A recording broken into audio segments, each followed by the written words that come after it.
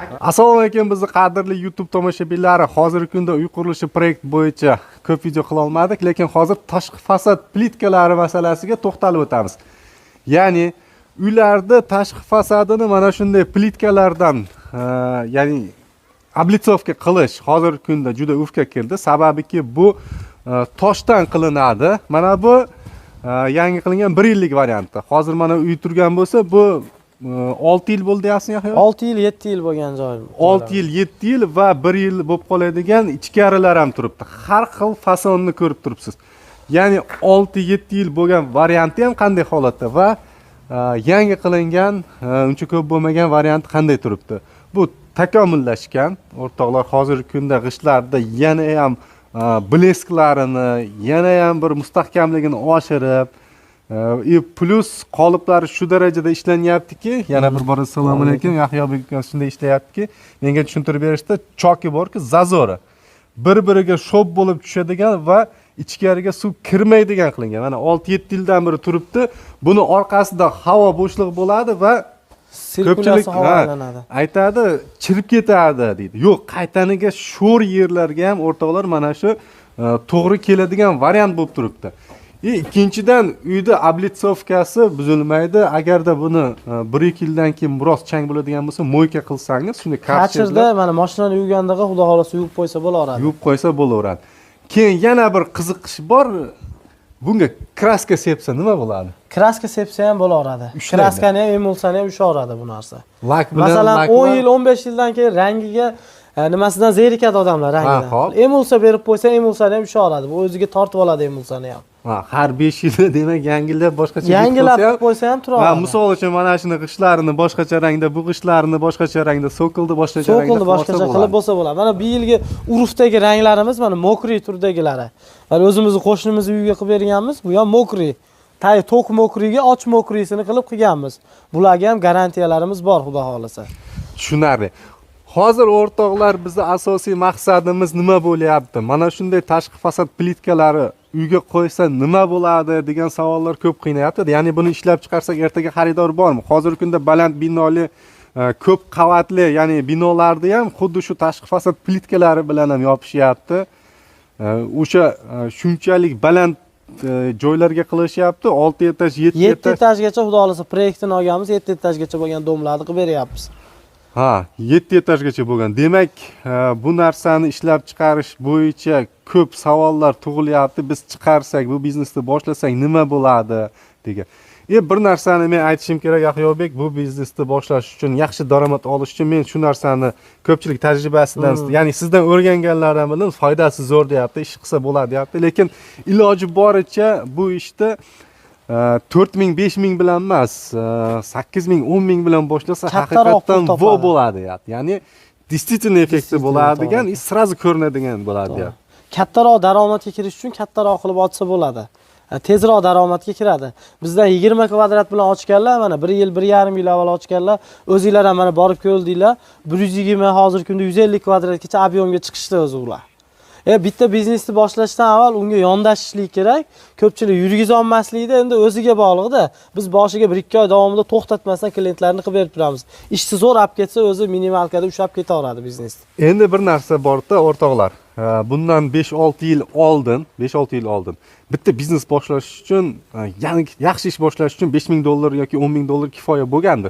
Endi u paytda misol uchun bitta mashina nech pul bo'lgan? Mana shu mashina o'sha paytda nech pul bo'lgan? $10000 bo'lgan bo'lsa, hozir o'sha pul 2 barobar. Ya'ni bitta mashinani puliga biznes qilish qanday degan tushunchaga borish kerak-da. Nisbiylik nazariyasi bilan qarasangiz, shu narsa masalan bitta mashina olgancha bitta ishni tashkillayman degan odamlar ko'p bo'lgan. Shuni taqqos qilib ko'rsatish mumkin. Shu 10000 bilan boshlasa bir ish bo'ladi. Kattaroq qilib boshlab tezroq savdoga kiradi. Bizi Gold Clinker mana 9 yildan beri Gold Clinker deganda mana shu fasadni plitkalarni tushunadi hamma. Bu narsani yayilishligiga sabab bo'lgan korxona Gold Clinker bo'ladi. Buni birinchi bo'lib internetga olib chiqqan ham, birinchi bo'lib shu termin so'z, ya'ni Gold Clinker. Fasadni plitka emas, Gold Clinker desa ham Gold Clinker plitkasi deb turib biladi. Hamma o'zi Gold deganda shuni tushunadigan bo'lgan. Hozir unda bir qo'l ichkarida ham masalan, ya'ni hovlilarda ichkarilariga qilinsa, Buni orada aytib o'tamiz, o'zimizni hamkorim Chus Concord zavodi hamma biladi, Burchatka sexda. Shu yer o'zi qilib bergan buni. O'zi qilib Chus bergan. Concord zavod qilib bergan. U yerga biz fasadniy plitka ishlab chiqarishni yo'lga qo'yib berganmiz va uyimizni xudo xolasa mana chiroyli qilib ular burchatkasini qilib bergan. Hamkorlikda. Ichkari mana fasadni ham qarang, bir xil svetda, lekin juda chiroyli, o'ziga yarashgan chiqibdi. Ya'ni ikkita rangdan foydalangan, sokol va devorda rangi boshqa. Yilda remont qilinmaydi, kacherda yuviladi, yangi holatga kelaveradi. Xudo xolasa. Xudo xolasa uy chiroyli yarashibdi, zo'r. Xo'p, asli bu taraflarda ham hamma yerda qilsa bo'lardi, lekin ehtiyojga qarab, ya'ni bu taraflar qilish kerak bo'lgan ekan, shunday qilingan ekan. Shunday qilib qo'yganmiz. Uy ixcham, chiroyli chiqqan ekan. Hozir mana yuring ko'rsatib bering, bir qo'l bo'layotgan ishlarni. Xudo xolasa, mana bu xonalarimizni quyib ishlatib tugatish bo'lgan. Bu sokollar chiqadigan moslashgan xonamiz. 50 kvadrat bir kunda sokollar, tumbalar uchun tashlash shu yerda ishlab chiqariladi. Hop. Hozir mana o'sha quyib ish tugatib ketish bo'lgan. Endi yana bitta yangi qurilgan xona bor. Bu yer hali avvalgi holatdagi ishxonamiz, o'sha ko'pchilik biladi-ya.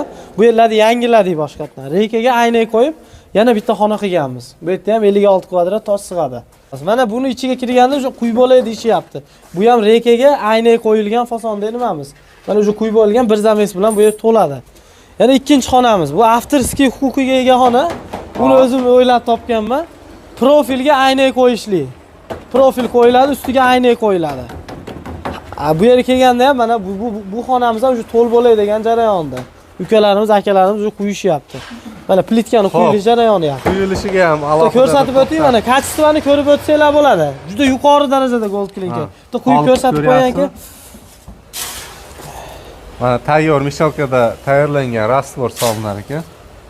Solinadi, ikki tomoniga uriladi, chiqadi plitka. Qizig'i bo'ladigan bo'lsa, o'rtoqlar, aloqaga chiqaverasiz ekrandagi raqamlarga Gold Clinker kompaniyasiga o'zlari yana ham to'liq ma'lumotlarni berib o'tishadi. Xo'p, hozir bu qolib buyurtma asosida ketyapti. Buyurtma asosida kargoga chiqib ketyapti. Qirg'iziston shahriga chiqib ketyapti. 35 kvadrat yangi chiqqan обlisовочныйimizdan 10 kvadrat olib ketishgan, zakazga qarab yana qo'shib borishyapti bular. Xudo xolasa mana bu yerda specialistlarimiz qoliplarni olib chiqib taxlaydi. Eng kuchli specialist qoliplarni ajratish jarayoni bo'ladi. Skotchlash yukka chiqarishdan avval. Defektlarga qarab bir qator chiqariladi. Sortirovkadan o'tadi. Sortirovkadan o'tadi bir qator. Chunki klientga u narsa bormaydi. Gold Clinker shu kачествоsi bilan mashhur. Hozir yana bitta narsamiz bor. Oqtosh degan narsa bor. Qirg'izistonda domlarga qilinyapti. Uni biz qoliplarini qilib berib turamiz. 30 ga 60 razmerda kafilga o'xshab chiqadi. Zalda buni quyilgan toshi bor. Buni quyilish jarayoni-chi bo'lakcharoq bo'lib o'tadi. Ular hammasi buyurtmaga chiqqan. Bitta mana shu pakopkalangan yukimiz 1 kvadrat hisoblanadi. 100 kvadrat yuk ham katta yukka aylanadi. 100 kvadrat bo'lguncha 20-30 kvadratdan xilini tanlaydi. Yuklari chiqquncha tayyorlanib, labolarda chiqarib yuboramiz. Shu yerdan chiqib kargolarga chiqariladi. Altarafkani qolipi deydimi? Bizda hamma turdagi qolipdan bor. Prosta o'zimiz chertib sotamiz bu narsani. Odamlarga haligi mukammalroq, yaxshiroq chiqqanini sotamiz. Chunki Gold Clinkerning kачествоsi o'sha bilishadi o'sha odamlar. Gap yo'q.